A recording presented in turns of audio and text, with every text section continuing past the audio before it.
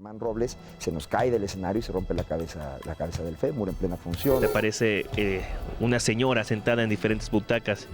Yo le atribuyo que era la señora Ortiz. ¿Sí? Pues yo quiero ir para verla. Imagínese. Qué padre. Es bien difícil que la señora Ortiz esté aquí en este mundo. Y sentí a alguien que me estaba viendo y volteo. Él es Joe Fábregas viéndome. Se nos movían las cuerdas de arriba cuando no había nadie, ¿no? Se oían ruidos. Ecos que de pronto puedan sonar y tú dices, ay, es un fantasma, ¿no? Había un camerino arriba que la ventana estaba ya oxidada y todo, y no cerraba ni con nada, no la podemos mover. No se cerraba, un día se empezó a azotar así solita, o escuchar aquí que alguien pasa caminando así, aquí y no ves a nadie. Y de repente, hace cuenta que alguien estaba sentado aquí arriba de mí y me estaba platicando aquí. Y entonces yo decía, despiértate, Susana, despiértate. Ahí la gente que veían sombras, que veían cosas, ¿no? Obviamente, pues, formaba parte del misterio. Voces, murmullos, movimientos repentinos de objetos inanimados, sombras que forman cuerpos que rondan teatros, estudios de grabación, foros de cine y televisión.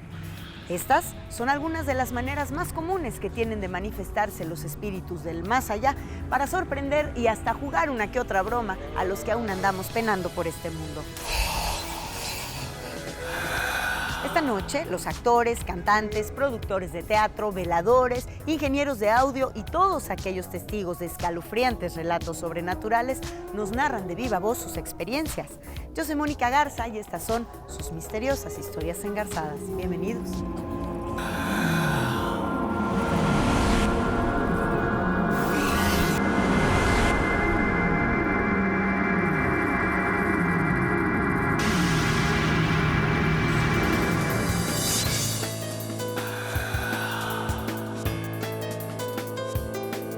En los espectáculos, los teatros se han convertido en el escenario preferido de las mejores leyendas e historias de fantasmas. Según los expertos, la energía que se crea en ellos, provocada por los actores y alimentada por la respuesta del público, se queda almacenada, provocándole tremendos sustos a quienes se atreven a quedarse dentro de ellos en horarios poco concurridos. Un buen ejemplo de este caso podría ser La Dama de Negro, una puesta en escena de terror que ha acabado asustando más a sus protagonistas con experiencias inexplicables abajo del escenario que al público que asiste a ver la obra. Estábamos en el Teatro Benito Juárez, en una de las escenas en donde hay mucha persecución, y de repente me topo con que ahí está la Dama de Negro, y yo sabiendo que la posición de ella tendría que ser en ese momento abajo, en el escenario, pues me sale el espíritu de director y empiezo a regañarla y diciéndole, ¿qué haces aquí? Tú no tienes que estar aquí, tienes que estar abajo. Y alcancé a distinguir perfectamente la silueta y de hecho a hablar con ella y a rozarla, medio a empujarla para que apurara a bajar, para que llegara a tiempo. Y en el momento en que bajo la escalera y llego al centro del escenario me encuentro que la Dama de Negro estaba en donde tenía que estar, en el centro del escenario, lo que hacía imposible pues que bajara esta mujer o esta actriz que según yo estaba ahí, imposible que llegara acá. Al principio pensé que era una situación meramente publicitaria, pero no. Yo creo que no es ni por la obra, yo creo que es el mismo teatro que ya contiene ese fantasma. Según los veladores del Teatro Benito Juárez dicen que hay una monja que se aparece en ese teatro y que los asusta, que verdaderamente apena. Entonces, si vemos a oscuras el hábito de una monja y lo comparamos con el vestuario de la Dama de Negro, pues son muy similares. Quizá pues fue esa monja la que yo vi en ese momento y que con la oscuridad confundí con la Dama de Negro. Los fantasmas son muy traicioneros, ahí han muerto muchas personas. Lo mismo sentí como el fantasma trataba de devorarme a mí. Estaba escuchando. Yo estoy esperando salir de escena, estoy afuera sentado en una silla y al fondo del escenario, en lo oscuro, veía yo que estaba sentada la delegada, Lupita, que ya no está aquí ahorita con nosotros. Y un día se me ocurrió en ese momento irle a preguntar algo y me levanté y fui y me di cuenta que no había nada. Y entonces le pregunté a los muchachos, me dicen, no, es que aquí nunca se sienta nadie. ¿Cómo? Pues yo la veo que está siempre ahí sentada, incluso se mueve y se cambia de ladito, se acomoda.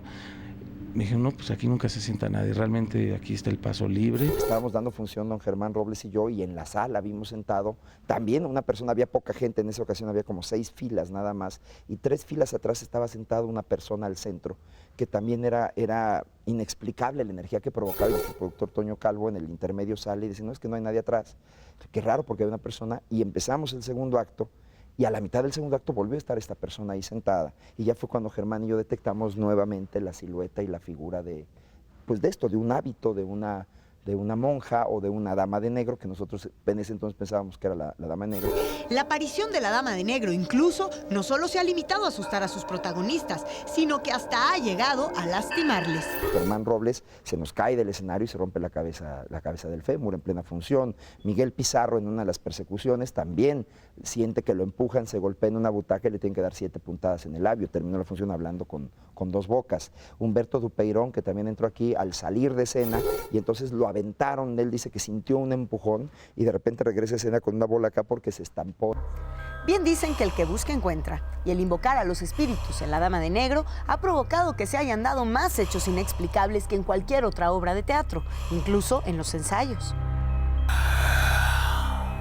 Estábamos reunidos el maestro Perrín, el maestro Sánchez Navarro y un servidor en un espacio de trabajo para ensayar La Dama de Negro. Empezaron a sentir que algo estaba presente ahí con ellos en la reunión, y cuando una persona miembro del grupo sacó un artículo de cocina, la puso sobre el fuego y una llamarada enorme se levantó sin una causa lógica. Se le aparece un fantasma, lo vio físicamente, aventó cosas, reventó la cocina en donde él estaba, y en el momento en que está platicando empiezan los globos a tronar. ¡Pa! ¡Pa! ¡Pa!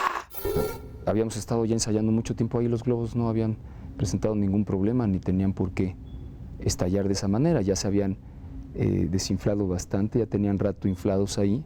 No era la primera noche que ensayábamos ahí, y estaban colocados en grupos de 3 o 4 globos por columnas, y estaban, ya sabes cómo se ponen, desinfladones, medio arrugaditos, bofos, blandos. ¿Por qué tendría que estallar un maldito globo de esa forma? Lo consideramos una señal, quisimos pensar, de bienvenida a La Dama de Negro. Esta puesta en escena ha cambiado de teatro más de una vez, pero no importa cuántas veces se cambien de foro, en La Dama de Negro siguen espantando. Pero hay casos en donde las apariciones están arraigadas a un escenario en especial. Dicen que en el Teatro Aldama hay aparecidos. Muchos aseguran que se trata de doña Angélica Ortiz, aquella gran productora teatral madre de Angélica María, quien pasó gran parte de su vida montando obras en este recinto, y que al morir, víctima del cáncer el 26 de octubre de 1996, fue velada de cuerpo presente en ese escenario. De repente todos los trabajadores de aquí, el guardacasa, me digan, señor Go, aquí espantan. Le digo, no, ¿cómo que aquí espantan? A mí no me ha tocado personalmente, pero sí varios actores y la gente que se queda en la noche, los veladores y todo, que sí, curiosamente se aparece una señora sentada en diferentes butacas. Yo le atribuyo que era la señora Ortiz. Pues yo quiero ir para verla. Imagínese. Qué padre. ¿Usted qué cree de eso? Puede ser, mi niño, puede ser. Ella hizo ese teatro famoso, le dejó su vida ahí, así es que puede ser que se les aparezca. Es bien difícil que la señora Ortiz esté aquí en este mundo, porque digo, aunque la saludé 2 veces, su reputación era de que era una persona buena. Yo creo que ya trascendió. Otras versiones aseguran que las apariciones del Teatro Aldama se tratan de un hombre, Benjamín Herrera, el administrador teatral que trabajó hasta sus últimos días en ese recinto. Y también me dicen que por ahí se aparecen los camerinos. Él tenía un llavero con una campanita. Entonces, curiosamente, dicen los guardacasas que también se oye la campanita cada ratito por todos lados, ¿no? Y un día subí con mi sobrino y a mi sobrino se le tiraron así, como que se le tiró encima, como a quererlo agarrar. Una persona así alta. Nos fuimos hasta arriba, hasta toda la que es la azotea, el Paso de Gatos, aquí en el foro, aquí atrás de los telones, y nunca encontramos nada. Pero todo eso es escalofrío, es escalofriante todo lo que se siente aquí. ¿Podría suceder que quienes trabajan en un teatro se nieguen a abandonarlo después de haber dejado este mundo? Si le preguntan a Rafael Perrín, él les dirá que es cierto, sobre todo después de haber conocido a Don Nacho, el velador de un teatro en Aguascalientes. Tocó por la puerta de artistas y me encuentro, pues me abre un señor, me dice, señor Perrín, lo estábamos esperando, bienvenido. Chequé yo las dimensiones del teatro y en un momento me dice, se queda usted aquí en su casa, voy a checar unas cosas y lo que usted necesite, señor Perrín. Muchas gracias. Me dice, soy don Nacho. Gracias, don Nacho. Y entonces me quedo yo solo acá cuando de repente, así como él se va, del otro extremo entra una linterna y me dice, ¿qué hace usted ahí? ¿Qué es eso? Y era un policía. ¿Pero por dónde entró? Pues por la puerta de atrás. Pero si está cerrada con llave. No, pues le digo, me abrió un viejito que dice que es don Nacho. Y se queda blanco el policía. No me diga que vio don Nacho, sí. No, señor Perrín, es que es el fantasma del teatro aquí. El Teatro Insurgentes es sin duda uno de los de mayor abolengo y trayectoria en la gran capital metropolitana. Las más grandes estrellas del espectáculo a lo largo de alrededor de 50 años han pisado ese escenario. Por consecuencia, era de suponerse que también tuviera su inquilino del más allá. Y una vez me pasó en el Teatro Insurgentes, hace como unos... fue la primer libélula, deben de ser unos 20 años, 18 años. Y de repente llegué al escenario y estaba prendida ¿cómo se llama? La cabina. La cabina. Y vi caminar a un tipo, ¿no? Entonces desde abajo le grité, le silbé. Le digo, oye, por favor, ¿no me quieres dar? Ponme la luz de trabajo o bájame la veladora, por favor. Cuando yo le hablé, esa figura que estaba caminando se detuvo para escucharme. Le digo, bájame la luz de trabajo, por favor. Y volvió a caminar. Le digo, no me oye. Le volví a silbar, oye, la luz de trabajo, por favor, es segunda vez que te lo pido, por favor. Bajé con el pollo, le digo, oye, debe decirle a este cuate, por favor, que me haga caso. No me hace caso, le estoy diciendo que me prenda la luz de trabajo y se hace el muerto, maestro, y no ve a hablar tú con él. Dice, pues no ha llegado nadie todavía de la gente, Héctor. La cabina está cerrada. ¿Cómo va a estar cerrada? La estoy viendo. Está prendida y hay un señor ahí arriba. No, Héctorito, traigo las llaves aquí, yo se las doy.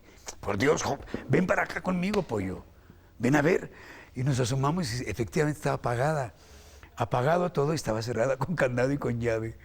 Pero el susto que se llevó este primer actor en el Centro Cultural Virginia Fábregas en los ensayos de la obra Confesiones de una güera oxigenada fue aún más impresionante, considerando que se encontró frente a frente con el mismísimo señor teatro, don Manolo Fábregas, quien falleció el 5 de febrero de 1996.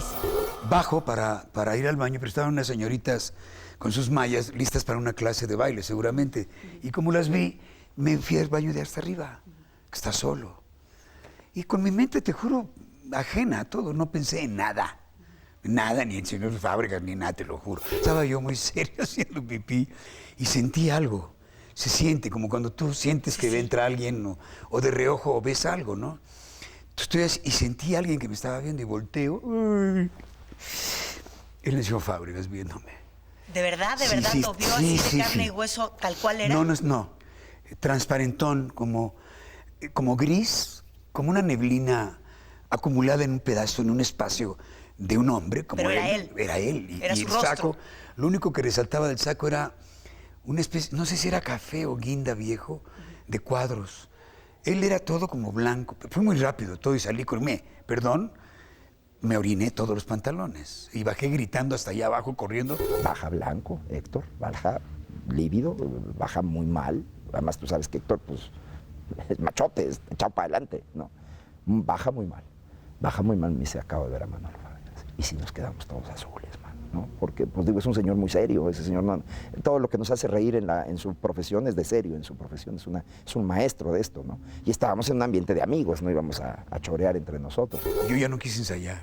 Mira, se me paran los pelos de punta de aquí atrás. Y vi al señor Fábregas, sí lo vi. Me estaba viendo, sí, así.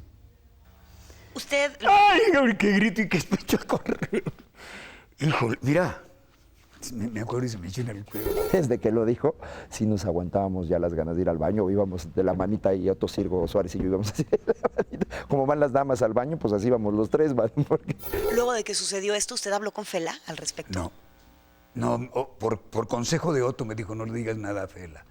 Se va a enojar, no te va a creer, va a creer que la estás cotorreando, no le digas nada. Y no le dije nada a la señora. Fela no estaba en ese entonces, doña Fela Fábregas estaba en Nueva York en esas fechas. No supe ni siquiera si lo supo. Obviamente, pues por respeto no lo comentamos a ella, ¿no? Pero si yo fuera don Manolo Fábregas o si yo hubiera sido don Manolo Fábregas, pues claro que me encantaría cuidar mis teatros y estar ahí checando que mi señora está bien y que mis hijos están bien y que el teatro se siga haciendo como él y solamente él lo sabía hacer, ¿no? Hay una teoría del apego donde el espíritu se va a ir a los lugares queridos, con las personas queridas, mientras permanezca en este mundo. Es por eso que se llega a ver en la oficina, se llega a ver en la recámara, se llega a ver en su coche. Si don Manolo se pasea en los teatros donde hizo historia en vida, dicen que la cantante y actriz mexicana Esperanza Iris, quien destacara en sus interpretaciones de zarzuela en La Viuda Alegre, El Conde de Luxemburgo y La Princesa del Dólar, entre otras, hace lo propio en el Teatro de la Ciudad, donde la han visto caminar en la planta baja, el primer piso y el palco que solía ocupar antes de morir en 1962. En el Teatro Ofelia, por otra parte, se habla también de que el espíritu de la actriz María Douglas, quien se suicidó el 17 de diciembre de 1973 a los 51 años de edad, ahorcándose en su camerino de este teatro, por lo que dicen aún no logra descansar en paz paseándose entre las butacas.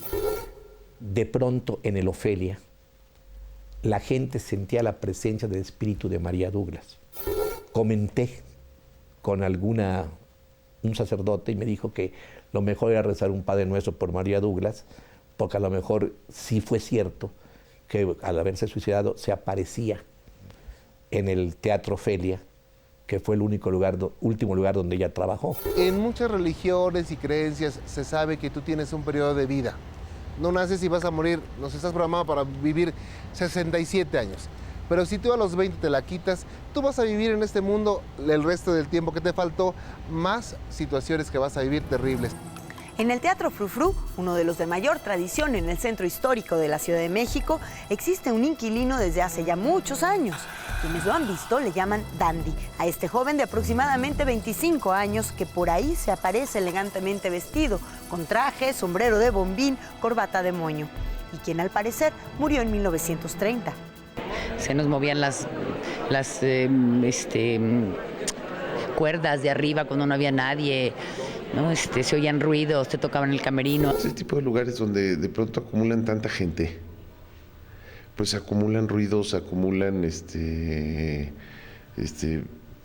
energías que en determinado momento pueden sonar, ¿no? O sea, ecos que de pronto puedan sonar y tú dices, ay, es un fantasma, ¿no? Pero ahí lo que hay es demonios, es una vibra terrible. No le echo la culpa a nadie. Puede ser que esa vibra se obtuvo porque ahí se practicaron cosas algún día, porque se hizo un llamado, no sé, por muchas causas. Otro importante centro de espectáculos teatrales en México es el Centro Cultural Telmex, un recinto más o menos nuevo, pero que fue construido piedra sobre los televiteatros, derrumbados en el terremoto del 85. Muchos aseguran que en esas instalaciones hay más de un alma penando. Lo que eran los televiteatros no existe, no es más que el mismo predio, pero el edificio es totalmente otro, diferente. Entonces, yo creo que ahí en el 85 todo ese tipo de presencias se han deberido de una u otra manera. Ha llegado gente y que dice, oiga, este es mi lugar. No, ese señor ni les contesta, ¿no? Señor, ese es mi lugar, no les contesta, entonces van a la administración. Oiga, el lugar fulano está ocupado por un señor que no se quiere quitar, ayúdeme, ¿no? Ya van y no hay nadie. Dice, aquí hay un señor, y le preguntan al de atrás, al de junto, es que, ¿verdad que aquí hay un señor? No, aquí no había nadie.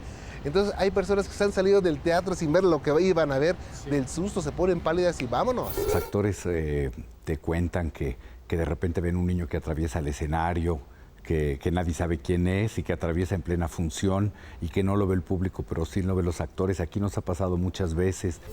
En el Centro Cultural San Ángel también hay una niña, a la que algunos han visto y otros solo han escuchado. Al parecer se trata del fantasma de una pequeña de aproximadamente 5 años, que a veces entra a los camerinos sin avisar. En el teatro donde estoy ahora, el Centro Cultural San Ángel, hablan de una niña de aproximadamente 4 o 5 años. La señora que hace la limpieza te lo platica, no sé, como pues sin miedo ni nada, ¿no? Te dice si la vio, si no la vio, si se le subió a los hombros, si no, que me estaba cambiando de ropa y oí un hola con una voz infantil.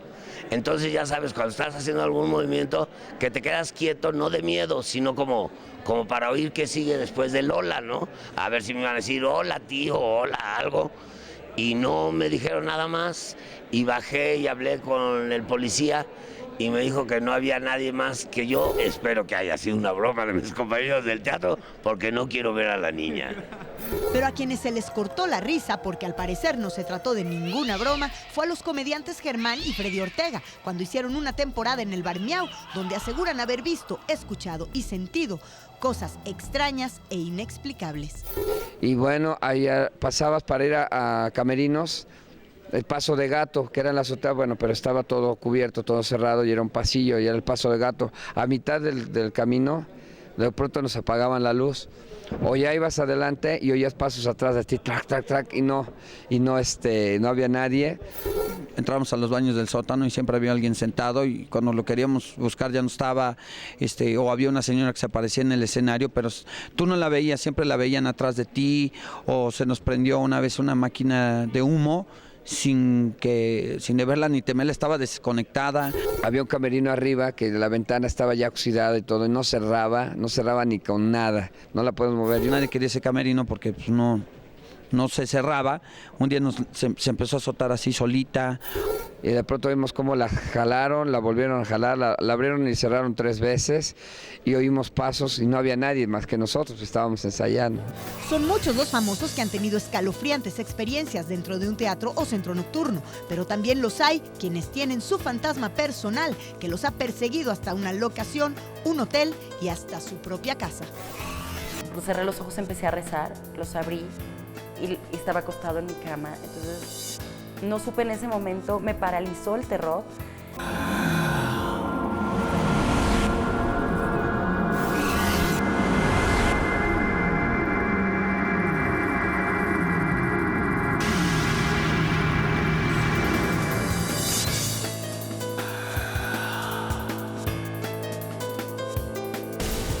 Y aún peor que los paparazzi, algunas apariciones fantasmales han perseguido a los famosos hasta la puerta de sus casas e incluso se han metido hasta sus recámaras. Un día estaba sola en casa y escuché ruidos, abrí los ojos y apareció un ser en la puerta que se veía perfectamente normal. O sea, en ese instante no pensé que fuera un fantasma. Obviamente me asusté muchísimo. Cerré los ojos, empecé a rezar, los abrí y estaba acostado en mi cama. Entonces no supe en ese momento, me paralizó el terror, pero después como que reaccioné y recordé el rostro, su expresión, y no se veía con maldad, sino al contrario, como con una profunda tristeza. Un chavo joven, como de unos 20 años, traía ropa como un overol de mezclilla como a los años 50. Y bueno, al día siguiente volví a cerrar los ojos, ese mismo instante, cerré los ojos, recé, desapareció, y al día siguiente le puse unas veladoras, ¿no? Recé y tal. Y como un par de días después, algo dentro de mí me dijo que se llamaba Néstor. Luego de investigar con el arquitecto que diseñara la casa de la actriz, esta tuvo que asumir la realidad de que su casa había sido construida sobre un terreno que hasta hace algunos años era un panteón, que tuvo su auge en los años 40 y 50. Total que Néstor para acá, Néstor para allá, oí algunos ruiditos y después Néstor desapareció. Acabo de ir a Europa con mi mamá y dos cosas, se perdió primero. No me acuerdo si una fundita o algo de los zapatos se perdió y nosotros, Néstor, deja de dar lata, aparécenos las cosas, ¿no? Como broma. Y 2 días o 3 días antes de regresar, se le perdió el cepillo de dientes de mi mamá. Se acababa de lavar los dientes y cuando regresa al baño ya no estaba el cepillo de dientes. Entonces, ahora sí que dijimos, bueno, Néstor sigue haciendo las suyas. Dijimos, ya deja de hacer maldades y quédate aquí con un montón de antepasados que vas a tener a lo mejor por estos lugares. Y ya se quedó ahí tranquilo Néstor, eso espero. Pero así como hay presencias en las casas que se hacen sentir de manera permanente, hay otras que solo se presentan cuando lo consideran necesario. Hay inquilinos muertos que alertan a los inquilinos vivos cuando algo malo puede estar por suceder. Entonces yo me acerqué a un closet y ahí en la pared oí una cosa espeluznante, como un martillo rascando, como un pico rascando la pared, pero de una manera tan fuerte que es la primera vez y la única vez en donde he sentido verdaderamente que los pelos se me ponen de punta, que la piel se me pone de gallina. Sentí un frío tremendo, así, una cosa me tuve que salir de la habitación muy sacado de onda. Pues tuve la curiosidad de ver qué pudo haber sido. Entonces yo me asomé a la ventana para ver qué pudo haber provocado el ruido, y en ese momento vi que alguien me quería abrir el carro. Y ya le abrí la ventana y les dije, ¿qué? Oiga, que me están agarrando el carro, y ya se fueron, ¿no? Pero yo siento que pues fue como un aviso para que yo me asomara. Cada año el Festival Cervantino, uno de los más completos en cuanto a espectáculos nacionales e internacionales se refiere, tiene lugar en Guanajuato, famosa por sus momias y por ende, sin duda, una de las locaciones que guarda la mayor cantidad de leyendas de aparecidos, que se cuentan entre los cientos de edificios construidos a partir del siglo XVII. Así, músicos, productores, directores y actores cada año tienen una nueva historia que contar. Y cuando íbamos en la carretera granizó, llovió, nos perdimos, nos pasó todas las cosas terribles que le pueden pasar a un conductor. Llegando allá, llegamos al hotel y era de esos hoteles que subes escaleras, bajas escaleras, te pones no sé qué, y el cuarto de mero al final es el tuyo, ¿no? Yo recuerdo que me dormí, dije, qué cosa, qué miedo, me voy a bañar, me bañé, me dormí y dije, qué miedo de cuarto, ya no pienses, y de repente hace cuenta que alguien estaba sentado aquí arriba de mí y me estaba platicando aquí. Y entonces yo decía, despiértate, Susana, despiértate. Y cuando regresé, hace cuenta que me dijo exactamente, o sea, escuché perfecto lo que me estaba diciendo y dije, esto no pudo haber sido un sueño. O sea, que hay fantasmas. Ella maneja ese nivel de comunicación. Ella es de las personas que creo que sí tiene como capacidades para entrar en contacto con las cosas que no son tan obvias para los demás. Y creo que las maneja bien, incluso tiene un cierto grado de fascinación por esas cosas. Pero 1996 fue el año en el que definitivamente esta actriz recibió más sustos que en toda su vida. La razón, ese año, el 18 de octubre, se estrenó la película Sobrenatural, dirigida por su marido, el director Daniel Groener, y estelarizada por ella. La cinta, que hablaba sobre vudú y magia negra y que fue filmada en locaciones en el Ajusco, el Centro Histórico y Cuernavaca, estuvo llena de eventos inexplicables. Hay relación directa con un espíritu que no se pronuncia su nombre. De hecho, cuando investigamos de ese espíritu, que es un espíritu al cual le pides favores, nos dijeron lo menos que puedan pronunciar el nombre de este espíritu, preferimos que no lo hagan, porque se van a meter en problemas. Eso fue lo que nos dijo un tipo en un cerro de Monterrey, ahí metidos mientras hablaba y hacía dibujos. Fue una cosa un poco extraña. Porque en el clímax de la película tú descubrías ese acertijo que tenía que ver con el título, que en realidad decía Dolores para Anaganga. Dolores era el personaje que hace Susana y Ganga es un espíritu que viene de la brujería negra de África. En la película, Delia Casanova decía el nombre del espíritu.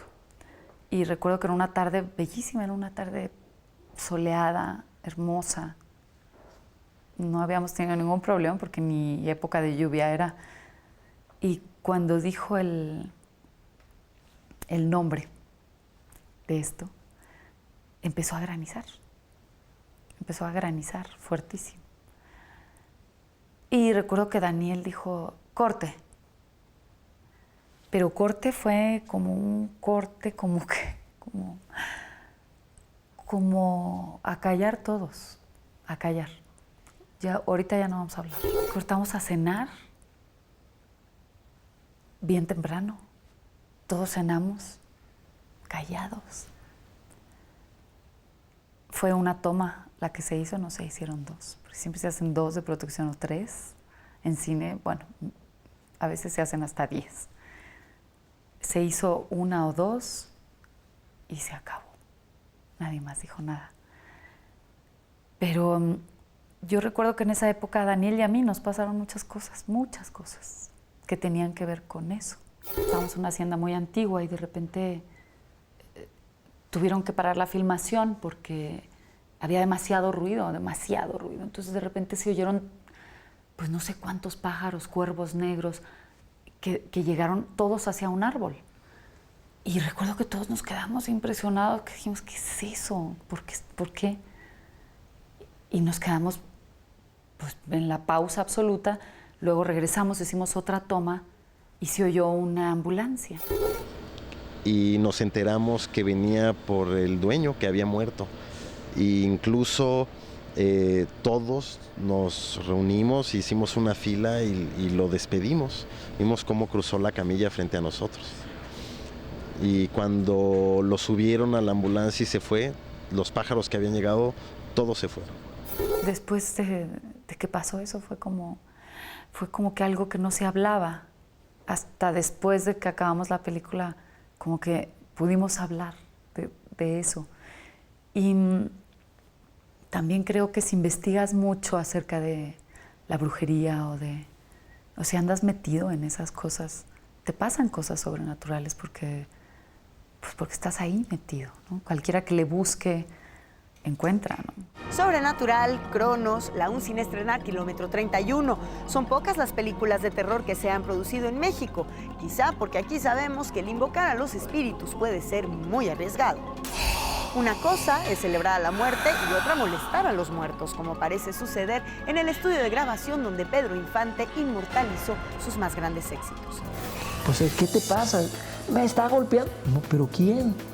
El policía, pues yo no veo a nadie. Dice que era alguien de azul.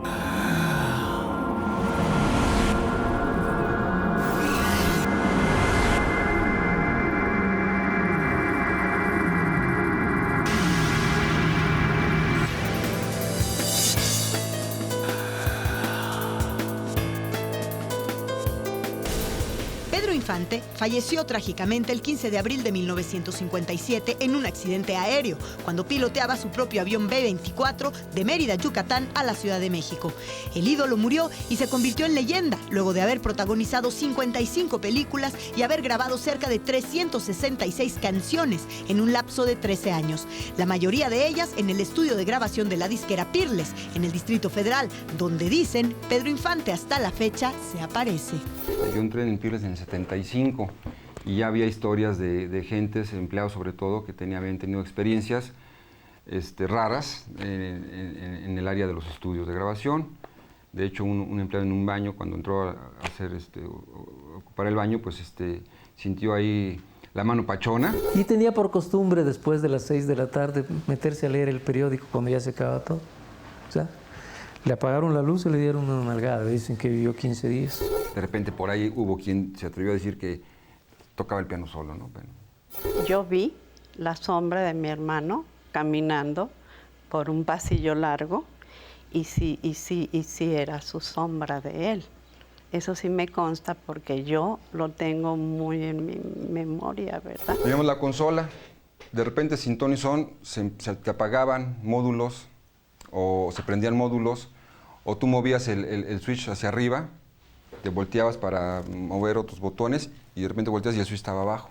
Y dices, pues qué huele, y no había nadie. El jefe de mantenimiento me dijo que era una trampa porque no habían podido grabar porque la consola estaba llena de ruidos y la habían lavado 2 veces. Cuando llego yo no hubo un solo ruido y el sonido fantástico. Echábamos la culpa al equipo, que es un equipo, pero era un equipo nuevo, o sea, se acaba de cambiar, está todo bien instalado, entonces había cosas raras que sucedían así, ¿no?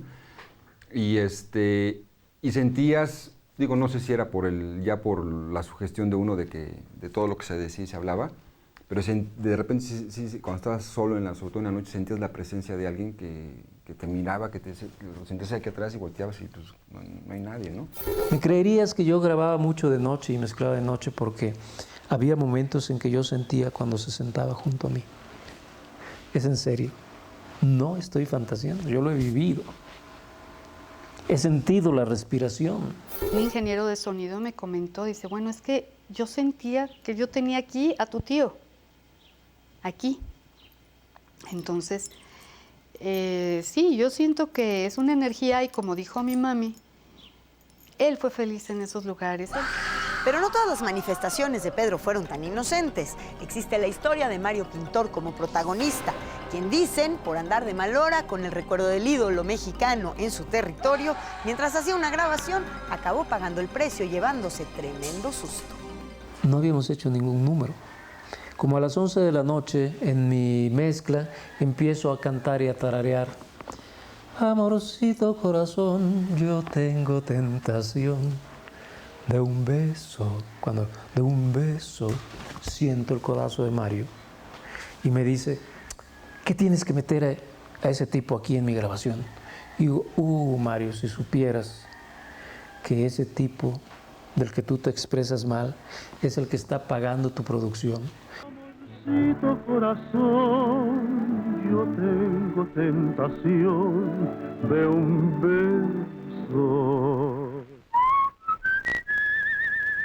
que se prenda en el calor de nuestro gran amor, mi amor. En una sesión estaba él parado en la puerta que entra a la entrada del estudio y nomás estaba él con el ingeniero de grabación y el productor. Estaban adentro en la cabina y él estaba en la puerta de afuera y sintió como alguien de atrás le jalaba el cabello. Cae Mario y gritando así, déjame, déjame, pero gritaba que lo dejara. Y entonces Julio y yo ya sorprendidos, pues ¿qué te pasa? ¿Me está golpeando? No, pero ¿quién? El policía, pues yo no veo a nadie. Entonces voltea y no ve a nadie. Y pegó el grito, ¿no? De que voltea y ¿qué ole? Y no hay nadie, entonces se espantaron. Me siento para seguirle así y veo que estaba apagada la consola. Caray, se apagó la consola y volteo. Y la máquina de 2 pulgadas apagada. ¿Qué pasó? Voy al arrancador, al breaker que tenía en la pared allí, en el muro, y le hago al play, al verde, y nada, no reacciona. ¿Qué pasó? Digo, no se preocupen. A lo mejor fueron las fuentes. Y ya se agarra del muro Mario, así donde estaba el breaker, el arrancador. Dice, ya, Pedrito, por favor. Dice, mira, fue una broma. Perdóname. Perdóname y ayuda a este negro incrédulo, así, todo supersticioso. Perdóname, fue una broma. Arráncalo, le pone el dedo en el botón verde. Se prende la consola, se prende la máquina y todo eso. Se me queda viendo Julio Jaramillo, el productor, y Mario, así se me quedan viendo. ¿Sabes qué? No quiero saber nada de ti, apaga todo y vámonos. Pero Mario Pintor no fue el único artista que al grabar en el estudio A de la disquera Peerless sintió la presencia de Pedro Infante. En 1996, cuando Manuel Mijares hizo el disco Querido Amigo, donde a través de la tecnología unió su voz a la del ídolo, al parecer también se hizo presente, quizá para dar su visto bueno. La gente que la hacía de velador ahí, la gente que veían sombras, que veían cosas, ¿no? Obviamente, pues, formaba parte del misterio de hacer ese disco, ¿no? Había un cuadro, me acuerdo, en el estudio, un cuadro de Pedro Infante, al fondo del estudio, sí, donde estaba la consola, que llevaba años colgado ahí, ¿no? Obviamente, pues eso ya nos contaron la gente que estaba ya, que llegó temprano al día siguiente. ¿Verdad? Los técnicos que llegaron temprano y ese cuadro estaba en el suelo, cosa rarísima porque pues, llevaba años colgado ahí, nadie lo tocaba, ¿no? Estando el clavo tal cual, como si alguien hubiera agarrado y movió el cuadro para hacia adelante y cayó, eso sí. Un radio como antiguo, ¿no? Un radio como viejo, de repente en los audífonos, ¿no? Donde simplemente cuando estás cantando nada más estás oyendo el retorno de la música cuando te la mandan, o tu voz, ¿no? Pero de repente cuando cortaban el retorno, o sea, cuando cortaban la pista, ¿no? Para grabar, seguía un radiocito por ahí, extraño. Dijo, la voz de tu tío Pedro parecía que traía acompañamiento. Es una voz, lo dijo Mijares, que haz de cuenta que tiene la música integrada. Y eso me encantó, eso me encantó. Pedro Infante también le dejó sentir su presencia a su sobrina Socorro Infante y la cantante Julia Palma, cuando grabaron ahí mismo. Estábamos sentados así, escuchando, cuando de repente yo sentí un empujón, así no empujón, sino como si alguien me tocara. Yo dije, bueno, son mis nervios, ¿no? Tanto se dice que se aparecen, y no nada más mi tío Pedro, ¿no? Que estás ahí, ya es de noche y tú sigues en todo esto. Pero la esposa de José Domingo, que era quien nos hizo el favor de hacernos los arreglos y es un excelente músico, también sintió lo mismo. Yo dije, caray, pues ya somos dos. Entonces, yo creo que cuando estás cantando sus canciones o algo pasa, yo no sé, ¿no? ¿Qué pasará con esta energía? ¿Sabes que tienes que pedirle autorización a Pedro Infante para usar el estudio? Yo no lo creí, dije, ay, empezamos muy bien a grabar, pero como a las 3, 4 horas que ya quise meter voz, empezaron un ruido que no se localizaba en nada, o sea, ¿de dónde viene ese ruido? Pues no nos dejaba y no nos dejó trabajar ese día.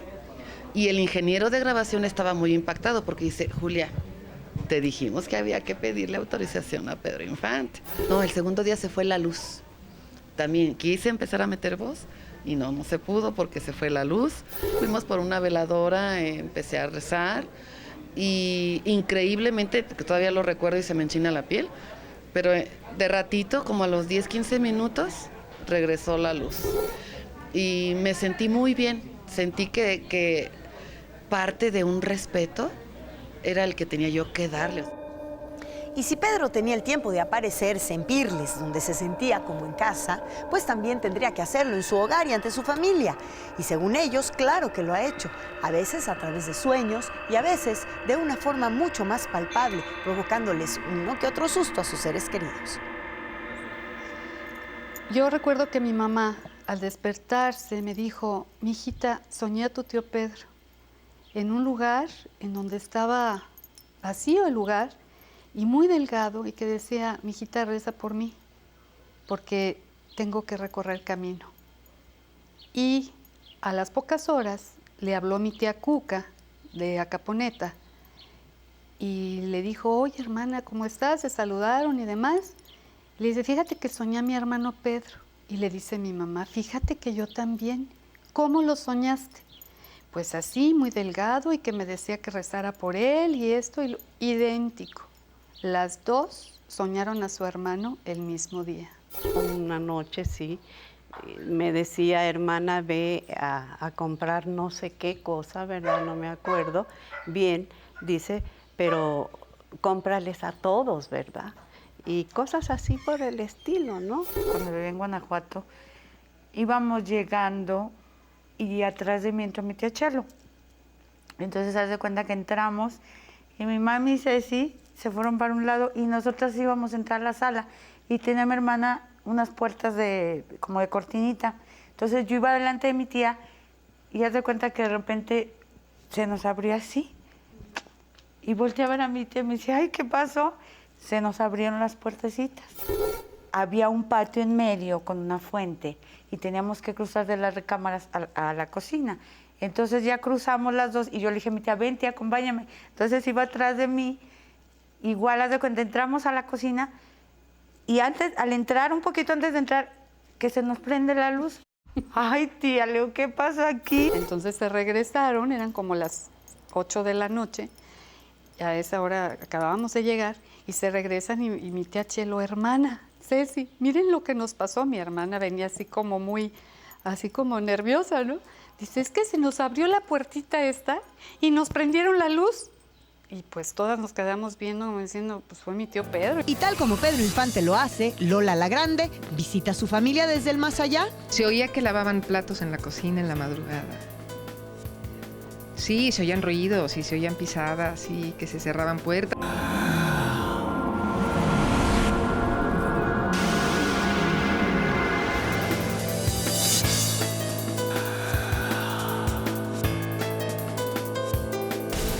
El 24 de marzo de 1996, Lola Beltrán, Lola la Grande, falleció en la Ciudad de México de una embolia pulmonar. A partir de entonces, según su hija María Elena Leal, tanto ella como su familia comenzaron a sentir su presencia no solamente en su casa de Coyoacán, sino también en la de Cuernavaca e incluso en el Museo de la Cantante en Rosario, Sinaloa. Desde que ella falleció, mi mamá tenía la costumbre, por ejemplo, de llegar así de puntitas, sin que yo estaba lavando los platos y llegaba así detrás de mí y hacía así, y me soplaba aquí porque era muy bromista. Y ya muerta, yo... De hecho, estaba, por cierto, con José Quintín y salimos corriendo las escaleras asustadísimos porque a mí me hicieron lo mismo, así. Me soplaron en el cuello. Pues imagínate, salimos corriendo así a toda velocidad y llamamos a la policía. Las personas cuando mueren, su espíritu va a trascender a otro plano de existencia. Esa trascendencia puede quedar un poquito atorada por compromisos espirituales que haya adquirido esta persona. Se oía que lavaban platos en la cocina en la madrugada. Sí, se oían ruidos y se oían pisadas y que se cerraban puertas. Toda la gente que ha trabajado en mi casa, incluso promotores que han ido a contratarme, que han escuchado cómo movían los muebles y arrastraban los muebles. Fíjate que hace tiempo, creo que de Univisión, con la cámara hicieron un zoom in al jardín y en el vitral se reflejó la figura de mi mami. Eso sí, digo, y está ahí, y se publicó y salió al aire. Mi hijo Mauricio, por ejemplo, siempre me dice que siente que alguien va muy pegadito a él, caminando junto a él. Y a Lolita, ella me ha dicho que la han agarrado así. O sea, que la tocan así de los hombros. Entonces no sabes cómo actuar. Digo, siempre actúas con miedo. Y sobre todo mis hijos, ¿no? Que ellos no pueden entender lo que está pasando. Yo trato de sobreponerme a veces, pero es un poco difícil. Porque aunque quieras darle una interpretación lógica, pues bueno, el miedo siempre te atrapa, ¿me explicó? Otra de las mujeres más representativas del espectáculo mexicano fue sin duda doña Sara García, quien murió a los 85 años de edad el 21 de noviembre de 1980, víctima de un infarto. Pero según cuenta su gran amigo, el periodista Enrique Vidal, eso no la detuvo para regresar del más allá, haciendo alarde del fuerte carácter que se convirtió en su sello personal dentro de las más de 150 películas que protagonizó en la época de oro del cine mexicano. Le dije, ¿me permite verla, doctor? Sí, era impresionante porque estaba llena de tubos, de agujas por todos lados y todo. Entonces me dijo, no le va a contestar, pero sí le va a escuchar. Entonces le agarré la mano y le dije, Sarita, soy Enrique, estoy aquí con usted. Y nada más sentí que 2 lágrimas le chorrearon por los ojos. Fue el entierro. Y recuerdo yo que en aquel momento fue muchísima gente. Y de pronto sentía yo que la presencia de alguien o que me movía en la cama. Yo me ponía a rezar, ya dormía yo con la luz prendida. Entonces le comenté un día a Claudio Farías, que era director de Canal 13 en ese momento. Me dice, Sara García algo te quiere decir. Le dije, ay, pues que me lo escriba, porque si se me aparece me voy a morir del susto, ¿no? Entonces me abebe de valor y me fui hacia ese cuadro, que fue la última fotografía que le tomaron a Sara García en su vida. Y le dije, Sarita, yo sé que usted me quiso mucho y que usted no quiere asustarme. Si algo quiere usted decirme, pues hágamelo sentir en sueños o como sea, pero no me asuste usted. Te juro que a partir de ese momento nunca más volví a sentir la presencia de Sara. Aferrados a sus épocas de gloria, a un mundo que se rindió a sus pies, a un público para el cual siguen vivos, por lo menos en su corazón, ¿cuál podría ser la explicación para que leyendas de la talla de Lola la Grande, Pedro Infante o Manolo Fábregas parecieran aún no poder descansar en paz? Quizás somos nosotros los que no los dejamos ir, amarrándonos a su recuerdo de manera casi obsesiva. De cualquier forma, de hoy en adelante les recomendamos no olvidar mirar detrás de su hombro cada vez que vaya al teatro y sobre todo evitar quedar dentro de ellos cuando los reflectores se apaguen, poniéndole fin a la función. Yo soy Mónica Garza, les agradezco mucho habernos acompañado y los espero la próxima semana con más historias engarzadas. Muy buenas noches. Y si tienen alguna presencia, no hagan contacto con él. ¿Por qué? No saben si es el fantasma de su familiar o bien es un demonio. Yo creo que deben de llamar a una persona experta, una que realmente sepa, porque también hay gente que no sabe, gente que sepa y que determine qué puede ser eso. Y que se apeguen mucho a su religión. Los fantasmas están aquí y en todos lados, es que no hay que tenerles miedo. Nosotros somos seres humanos que algún día vamos a ser fantasmas.